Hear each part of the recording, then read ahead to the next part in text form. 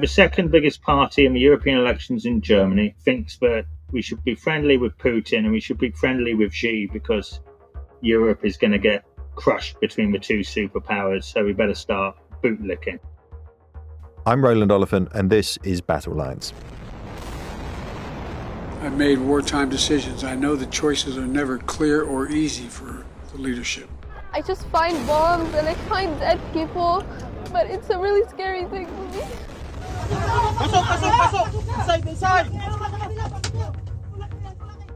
On today's episode, we check in with Nicola Smith, our correspondent in Jerusalem, about the controversy surrounding Israel's hostage rescue operation, the latest ceasefire talks, and could a full-scale conflict break out with Lebanon? Then we chat with Europe editor James Crisp about the surprising gains by the far right in the EU elections. And finally, we hear from Sophia Yan about why foreign judges are quitting Hong Kong's highest court. It's Friday, June 14th. The Israeli Defense Forces successfully rescued 4 hostages last week from Gaza, but killed dozens, perhaps hundreds, of people in the process. UN spokesman Jeremy Lawrence says the operation seriously calls into question whether the principles of distinction, proportionality and precaution were respected. We spoke to Nicola Smith in Jerusalem for the latest. Nicola, I just wanted to ask you, before we get into the events of the week and the big themes we want to talk about, could you bring us up to speed? What's the latest kind of news out of the Israel-Gaza war this morning? I think there's been helicopter raids in Rafah and other stuff going on. Just give us the latest. Well, the thing that's really dominating the headlines is the ceasefire deal and whether that's going to go ahead or not. Yesterday, we saw Hamas respond for the first time in about 2 weeks since the latest deal was proposed. And Antony Blinken, the US Secretary of State, is doing a round of diplomacy in the Middle East at the moment. He was in Jerusalem on Monday. He was in Doha in Qatar yesterday. And he said that Hamas had given the response finally, and that some parts of their response were acceptable and others were not workable. And so now we're just waiting to hear really whether these gaps can be filled. Blinken says that there is a way forward, but it is going to be very difficult. It is going to involve some compromise on both sides. And the Israeli public broadcaster this morning said that the new ceasefire deal may be on the brink of collapse because Hamas's demands were not acceptable to Israel. But we don't really know that yet. It's a fast-moving story. Things seem to change every day. And we are really waiting to see whether some kind of compromise can be found between the parties. And in the meantime, the war is continuing in Gaza. The north of Israel is also hotting up as well, hostilities between Hezbollah and the IDF. There's a lot of fire across the border. And so everything's just bubbling away still while politicians try to make some kind of deal. Let's dig into the events of the week. I mean, one thing that you know, when this week opened, it was a very dramatic story, an Israeli hostage rescue, which was successful, which we should say is quite significant for the Israelis because they haven't done that well in actually rescuing hostages. Most of the people who have come out at one point or another have been via kind of prisoner release deals. So this is one example of a successful hostage operation. They got all 4 hostages out, but it seems a very large number of other people were killed in the course of this. I think we had claims of casualty figures amongst the Palestinians in the above 200, around 270. Nicola, could you explain to us what's your understanding finally, now the fog has cleared a little bit on that, what happened and how close are we to the truth? Well, this story really dominated the weekend. On Saturday morning, all of a sudden news broke that the Israel Defense Forces, a combination of the police, counterterrorism, special forces, IDF, that they had conducted this very daring raid into central Gaza. They had released 4 hostages. One of them was Noa Argamani, who had really become one of the faces of October 7th. She had been at the Nova Music Festival and she was seen being kidnapped on a motorbike, on the back of a motorbike, kind of crying out, saying, "Don't kill me." She was a very well-known face in Israel and beyond Israel in the world. And so she was one of the hostages who was rescued. And then there were 3 other men who were in an apartment very nearby. And this was in the Sera refugee camp. And so the Israeli forces had said they had been planning this very complex operation for weeks. And there were hundreds of troops involved in this. So Noah was being held in one apartment, and then about 200 meters away, there were the three men.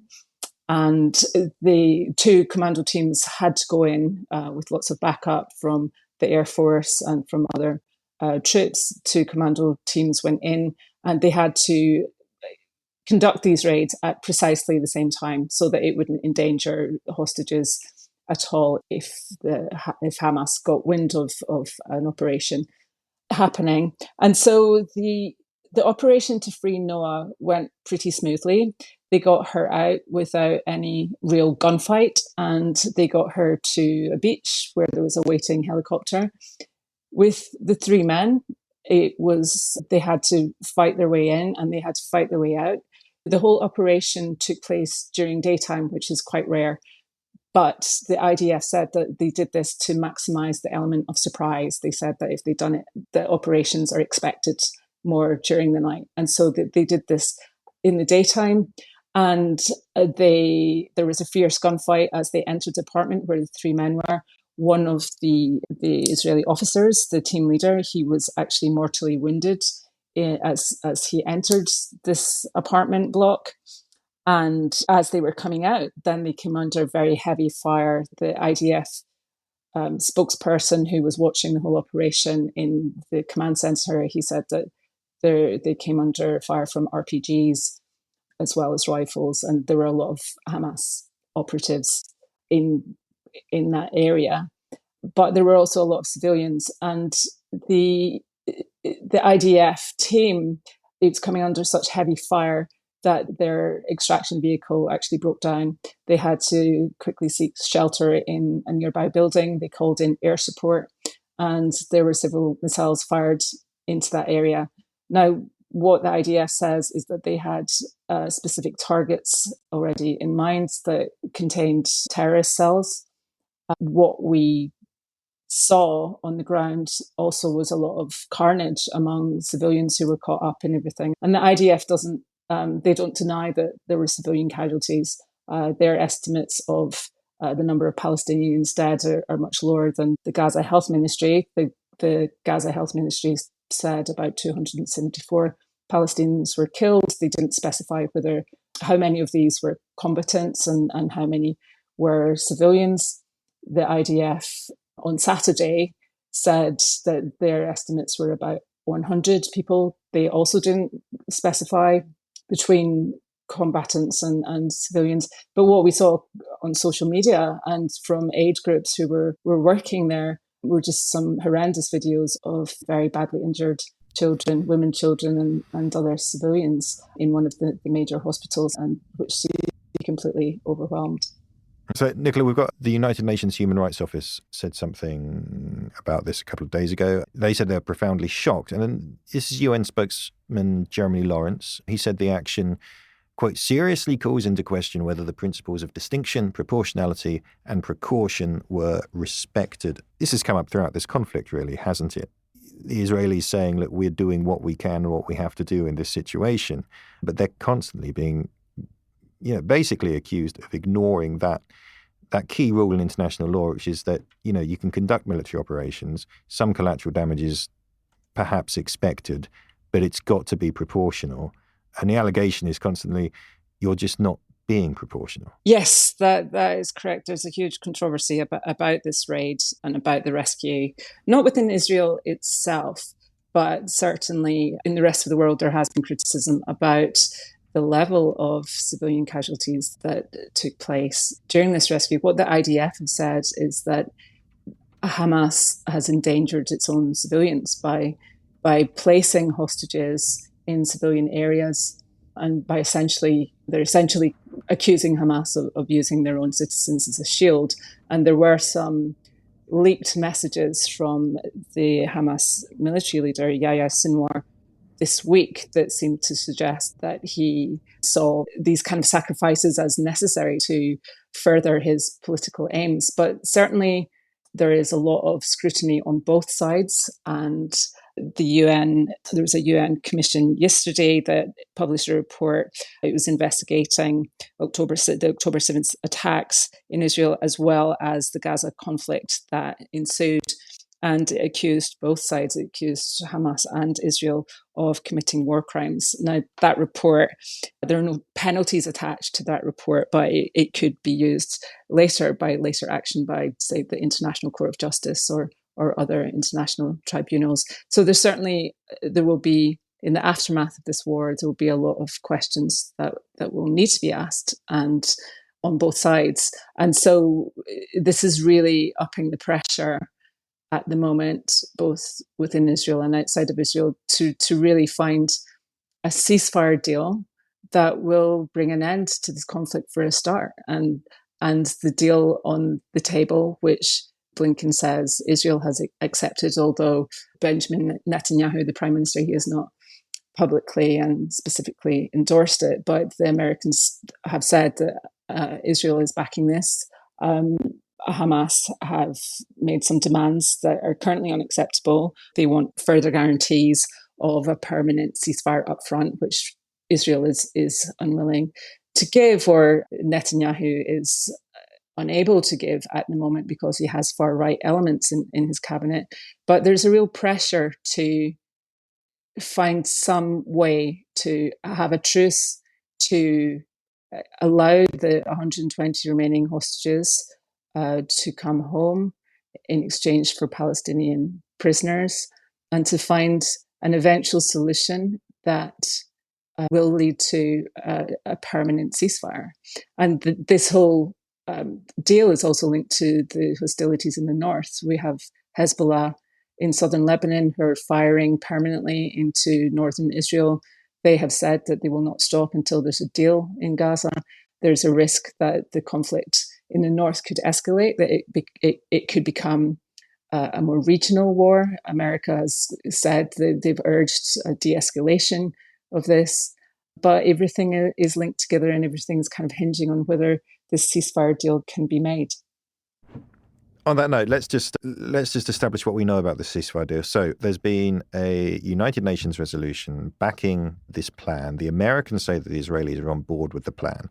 As you've just said, we understand that Hamas have said we want some changes to that. But do we actually know, has it been made public, what the details of this deal are, what the conditions are? We know the broad outline, but the exact details, a lot of the exact details have not been made public, and a lot of the objections by Hamas, or the amendments by Hamas, and also Israel's view on those amendments have not really been made public in full. We've seen some leaks to the Israeli media, to some other media outlets from Egypt and Qatar who are also involved in trying to find this ceasefire deal. So we know, what we know for sure at the moment is that almost 2 weeks ago, US President Joe Biden gave a speech where he gave the broad outline of what he said was an Israeli proposal. It would involve, the first 6 weeks would involve a truce, a temporary truce, with an exchange of, a limited exchange of hostages for an unspecified number of Palestinian prisoners held by Israel. Now, we know that there are 120 hostages still in Gaza. Israeli authorities, we don't know the exact numbers, but the Israeli authorities believe about half of this number could actually be dead. So we're looking at dozens still alive, but also the retrieval of the deceased as well, so that they can be sent back to their families also. And so this would be the first part of this 3-point plan. The block seems to be the transition into the second phase, which would be a further exchange of hostages and prisoners, but also a path towards a permanent ceasefire. And then the third phase would be reconstruction, major reconstruction in Gaza.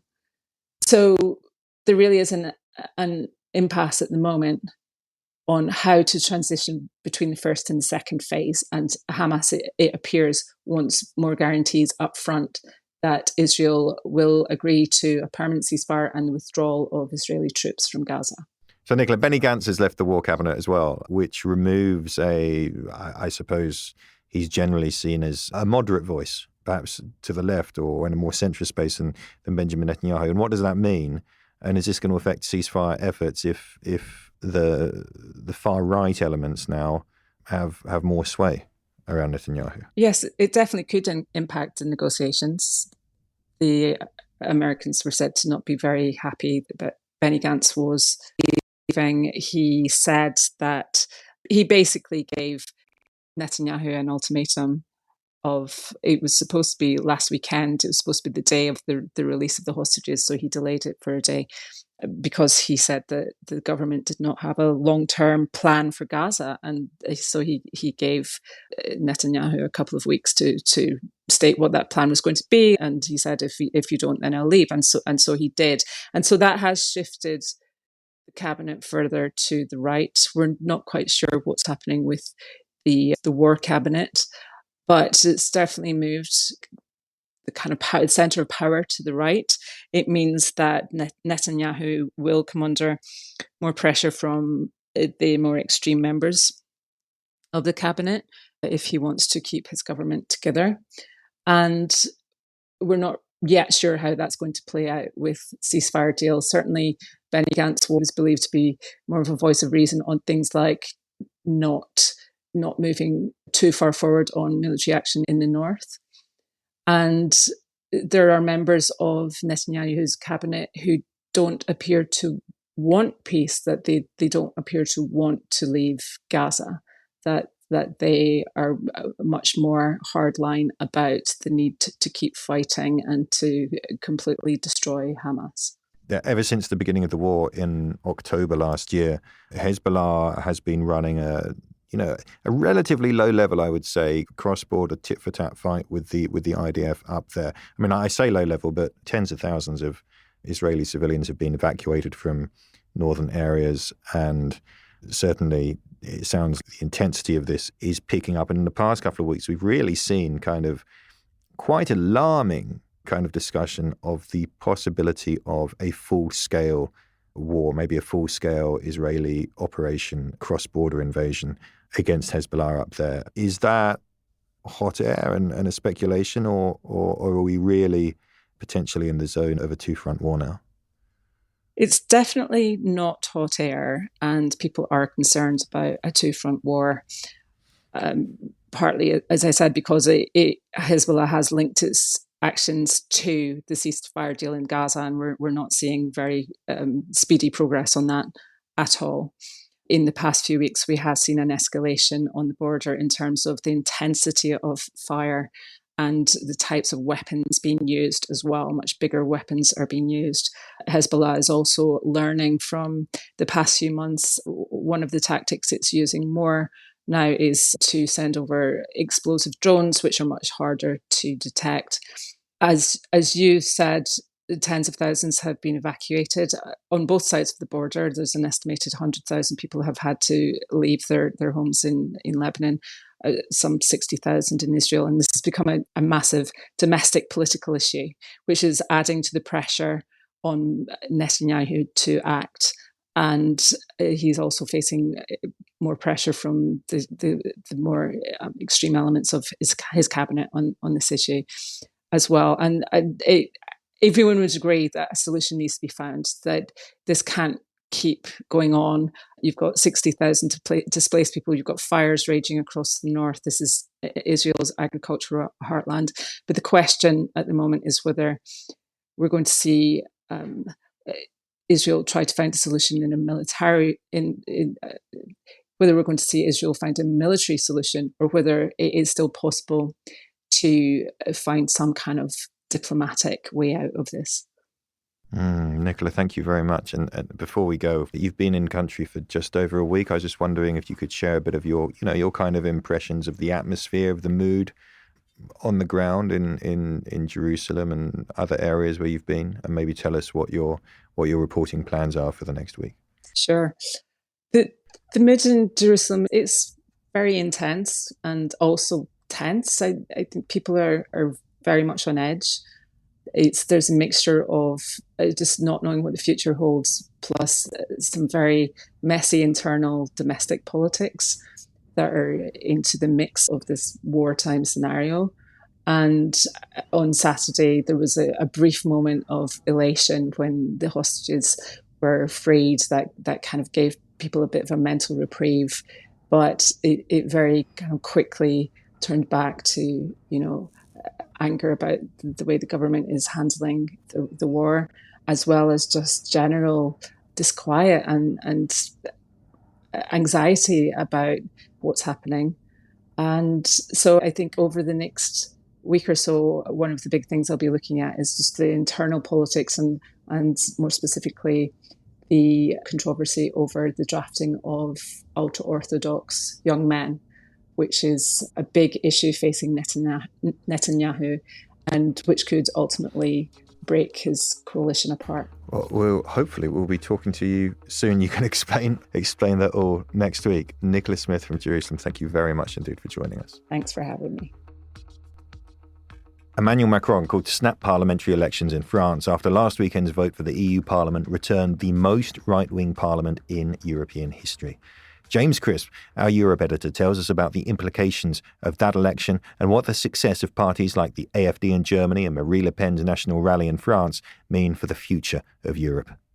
I'm joined now by James Crisp, our Europe editor, to look at these quite dramatic election results from the European parliamentary elections over last weekend, which I think I'm right in saying has returned the most right-wing European parliament in the history of European parliaments, James? Yes, I mean, it's fair to say that the European Parliament has shifted to the right. Now, one of the issues about saying that, though, is that the right is fragmented. You have the centre-right European People's Party, which is basically a group of centre-right conservative parties like Germany's CDU, like Le Républicain in France, basically your traditional Christian Democrat types. And the European Commission President, Ursula von der Leyen, is a member of that pan-EU political group. Now, I should explain that in the European Parliament, like-minded parties join together across national borders to qualify as a parliament group, right? And that gets you extra funding, speaking time, and you then work to amend or pass EU law as it sort of goes through the European sausage machine. Now, so you have that as one of the groups in the parliament. But there's another group, a soft Eurosceptic group, if you like, which is made up of Giorgia Meloni and her brothers of Italy and Poland's Law and Justice. Now, they are not huge fans of Brussels, whereas the EPP definitely are. They will rail against Brussels overreach, but crucially, they are also anti-Russian, anti-Putin parties, which differentiates themselves from the third group, the Identity and Democracy group, which is what we call a hard right group. Now, it is a complicated picture and people do get upset about the different terms used, but let's just say in ID you have Geert Wilders' Freedom Party, you have Marine Le Pen's National Rally, you have Matteo Salvini's League, you have you have Austria's Freedom Party of Austria, which is extremely pro-Putin. Up until very recently, you had the Alternative for Germany. But the AfD were kicked out just before the elections because their lead candidate gave an interview in which he said that not all members of the Waffen-SS were criminals. Le Pen took that as an opportunity to get rid of them and then immediately reached out to Meloni to form a new, larger conservative coalition. So look, the fact of the matter is that pro-EU centrist parties can still bind together and hold the sort of the balance of power over EU legislation. So Brussels has kind of had practice of kind of containing this insurgency from the far right, if you like. But it's also true that the insurgency keeps getting bigger and bigger. So how sustainable is that really? Just to lay out to listeners exactly what happened over the weekend. So we got this election, which was a 4-day election in every member state of the European Union, I believe. And so we're getting these headlines that say the hard right has made its biggest advances, biggest results. It's an earthquake in Europe and so on and so forth. Yet Actually, as the dust settles, you're telling us that the centre-right kind of ordinary Conservative parties still hold the balance of power in the parliament. Yes, it is still an earthquake, right? Now, it is true that the traditional Conservatives hold the balance of power. They're the single largest group, but they hold the balance of power because they will continue their sort of informal coalition with other pro-EU parties, like the centre-left, like the Liberals, maybe the Greens. So Brussels, as I said, is kind of practiced at containing this insurgency. It can do it at the moment. The problem is, this time, is what has happened at national level.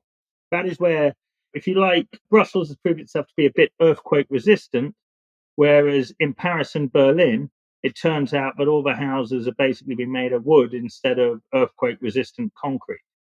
Best example was in France, right?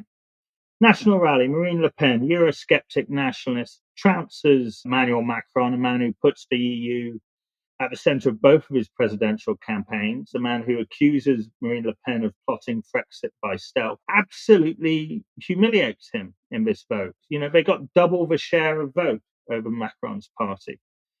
So he was beaten so badly that he's made the decision to call snap legislative elections, which basically means they're going to run parliamentary elections in France. If he loses a majority, Macron, if he loses a majority, the National Rally will be able to appoint a prime minister and will basically be able to then run the last sort of 2 years of Macron's term, run with their agenda.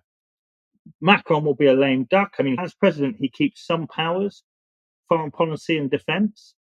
So, would that have an impact on Ukraine? Well, the fact is that, yes, the president does have foreign policy powers, but there will be times, I suspect, when he has to go to the parliament and ask for its support. Now, Marine Le Pen disavowed her former admiration for Vladimir Putin on several occasions. But in previous and recent votes on resolutions to do with Ukraine, National Rally have sometimes abstained. So you kind of wonder how much of that is Le Pen trying to put on the Meloni clothes. Meloni is one of the great success stories of this election, and she's been, pretty strong in Ukraine, even though, she has had a record of Putin admiration, like a lot of these right-wing leaders in Europe do have. So I think in France, we've got 2 rounds of voting in this second election. I think it's 7th of July. It could be that you have a far-right prime minister with a centrist president and much, fun and games to follow. Well, that raises the prospect possibly of a Le Pen presidency after Macron. It does, yeah, because Macron can't stand for another term. I suppose the thing is that, there's a sanitization, right? There's a sanitization by having these people in power. It won't be Le Pen who becomes prime minister. It will be Jordan Bardella, who is a man in his early 20s who's fronted up the European campaign. He's sort of telegenic. He's good on TikTok, and he's sort of a rising star. But yeah, it is the 2027, I think, French presidential elections that Le Pen is looking towards. And of course, she won't have to face Macron, who she was defeated by in the last 2 presidential elections. It is making her look more and more, I guess, like a leader in waiting.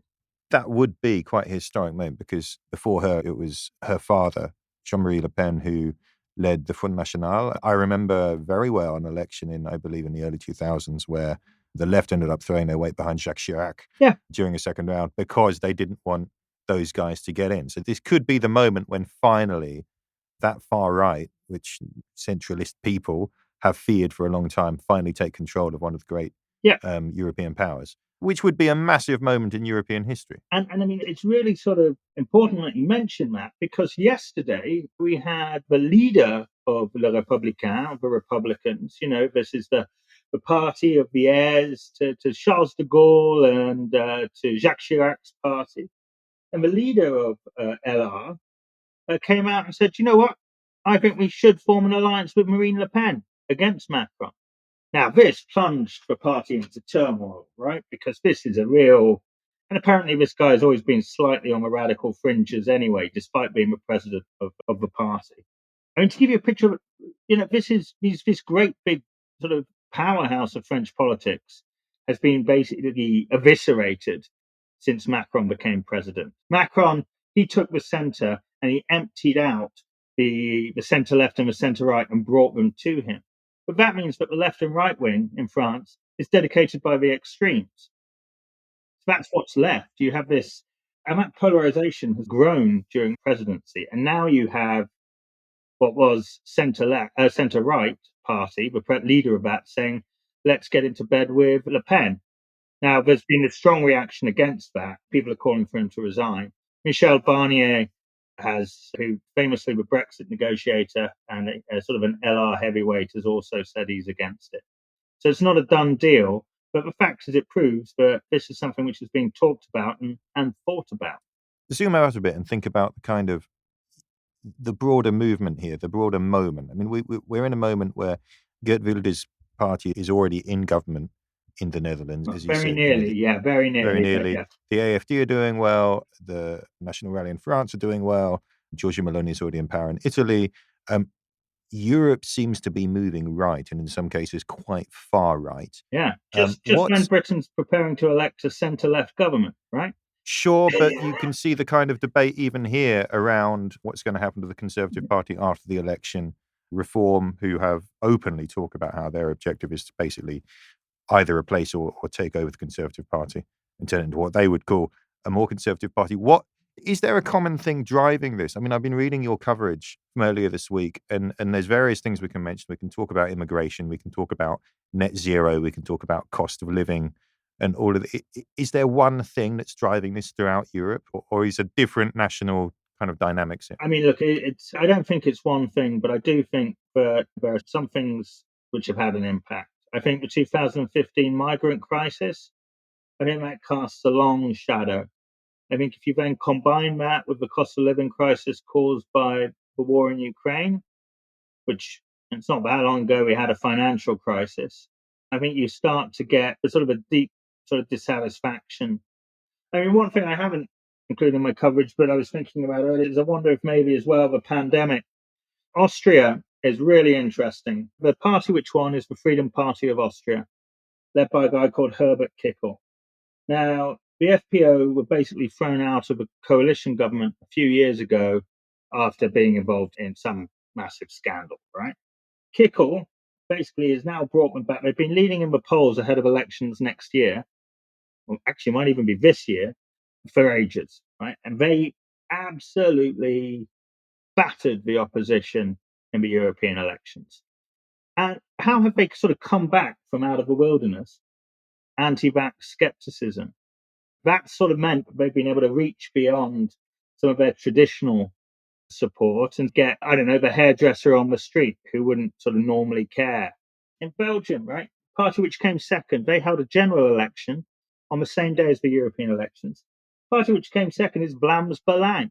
You know, this is a party which has got very shady sort of neo-Nazi roots. During 2014, during the annexation of Crimea, there were Vlaams Belang observers I met, invited by the Russians to observe the so-called referendum in Crimea to legalize, quote unquote, that annexation. Since then, they've got this new guy, right? This newish guy called Tom van Grieken. And he's so, they spend all their campaign money on social media, right? And it's worked. They were predicted to win, right? They're Flemish separatists, right? There's another big centre-right Flemish separatist party. They beat Vlaams Belang this time, but the polls all said that Vlaams Belang were going to win. And Vlaams Belang are the second largest. But the cordon sanitaire is held in Belgium against Vlaams Belang for a very long time.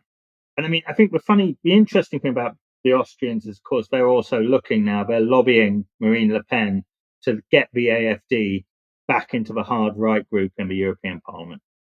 Because the AFD did incredibly well, right? If you consider all of the scandals that they've been hit, all of the stuff about apologism for the Nazis, so parliamentary aides being accused of spying for the Chinese, leaked messages from meetings where party members were apparently with extremely right-wing people talking about forced relocation of people. But, at the end of the day, the Germans looked at that and thought, no, we still like you more than Olaf Scholz. He came third. And it's the worst result that the centre-left SPD, again, one of these sort of great establishment parties of Europe, has ever had in Europe. Let me finish then, James. It's a slightly provocative question, and I think critics might accuse me of slightly tabloidizing or dumbing things down, but I think it's useful. There's a lot of comparisons at the moment when we talk about security on this particular podcast. It's called Battle Lines. A lot of comparisons with the 1930s. There's no shortage of people who will warn us, we're in 1938, we're in 1937. Is there a parallel here with how, voting publics, across Europe at that time turned away from establishment parties to the far right, to the far left? And I suppose there's another way of asking that question. Is there a danger now that the very long established consensus in Europe around the European Union, around NATO, about what post-war modern Europe looks like is finally breaking down? And what would that mean? So I'm wedging two questions together there, but I'd be interested in your thoughts. I mean, I'm quite sort of wary of those comparisons, really. I think what we're seeing is a situation where the extreme parties are doing better electorally than they have done, certainly in our lifetimes in Western Europe. I think the thing is that what you have these extreme parties. Is it going to sort of plunge the world into war? Are more people going to leave the European Union? No. National Rally doesn't call for Brexit anymore. Very few, if any, of the Eurosceptic parties want to actually leave the EU. They say they want to reform it. So we're not going to have a string of Brexits. We're not going to have a collapse of the European Union. What we will have instead is the centre of European politics in Brussels and Strasbourg being dragged to the right by a form of influence. And that's already happened on migration. It's going to happen it's already happened on net zero as well. Could it happen on Ukraine? It may have a small dragging effect, but I think all in all, Ukraine doesn't have too much to worry about that. But of course, if you want to talk about sort of security, but no two ways about it, right? The second biggest party in the European elections in Germany thinks that we should be friendly with Putin and we should be friendly with Xi because Europe is going to get crushed between the two superpowers. So we better start bootlicking. And that is an opinion which is shared by other parties on the far right. James, thank you very much.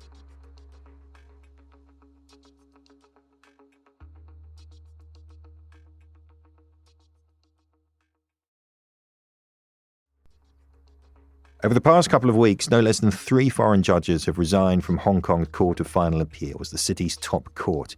One of those judges, the UK's Lord Sumption, has said he believes the rule of law in Hong Kong is in grave danger and profoundly compromised. Senior foreign correspondent Sophia Yan sent us this from the field. A quick bit of context. Hong Kong in recent years has very much come under a communist Chinese control. When the former British colony was handed back to Beijing in 1997, the agreement between both parties was that Hong Kong would maintain its unique freedoms and way of life. Freedom of expression, robust civil society, all the things that were not and still are not allowed in mainland China under the ruling Communist Party. But over the years, Beijing has exerted ever more pressure, including imposing a sweeping national security law in 2020 after mass anti-government protests the year prior. The law essentially criminalizes anything the Chinese government deems to endanger national security. Anything authorities say fall under subversion, secession, terrorism, and collusion with foreign forces. And being found guilty could mean life in prison. In practice, that's meant any form of opposition and dissent, even if peaceful. The fabric of Hong Kong has changed drastically. In other words, the systems in place in China have come to Hong Kong. This is what British Judge Jonathan Sumption addressed directly when he stepped down this week. He said, quote, Hong Kong, once a vibrant and politically diverse community, is slowly becoming a totalitarian state. The rule of law is profoundly compromised in any area about which the government feels strongly, he wrote. The least sign of dissent is treated as a call for revolution. He also said that he had remained on the court in hopes that his presence and that of other overseas judges would help to sustain the rule of law. But, quote, I fear that this is no longer realistic. A Canadian judge is also departing the court, and now about 7 overseas judges remain. That's less than half the number that served in 2019, the year before the national security law was imposed. So bottom line, under pressure, the checks and balances that were meant to be in place in Hong Kong are also being dismantled. This is just one of the many examples that show the dire impact of China's overreach into Hong Kong. On the two trials question and Jimmy Lai, both of these are landmark cases brought under the national security law I described earlier, and also highlight just how far freedoms have been eroded in Hong Kong.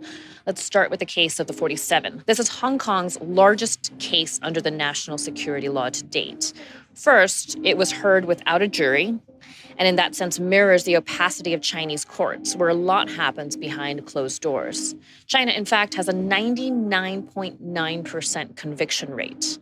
It's also worth underlining that these 47 were arrested in January 2021, and most have been held in detention since, now for more than 3 years.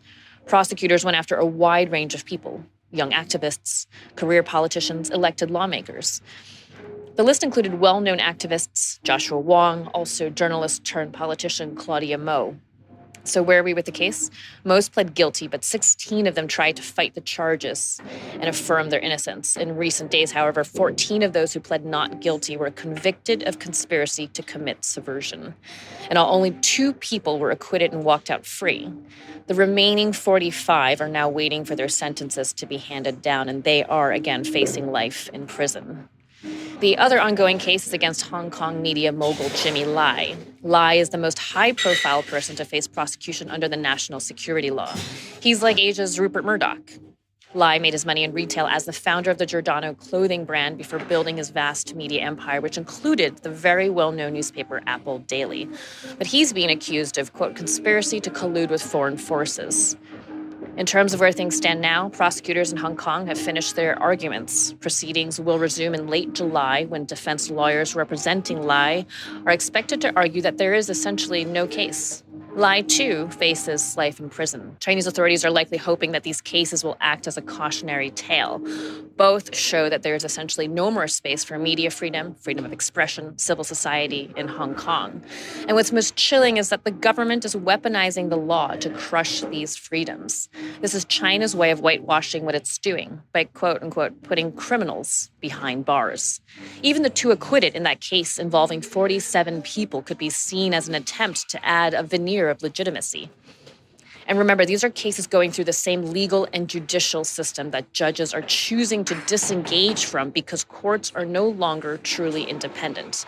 This takes us back to where we started our conversation. A quick plug for those interested to learn more about Hong Kong and how it changed drastically in 1 year as the national security law was imposed. Take a listen to Telegraph podcast, Hong Kong Silenced, in which I take you through what happened and how life turned upside down in the city.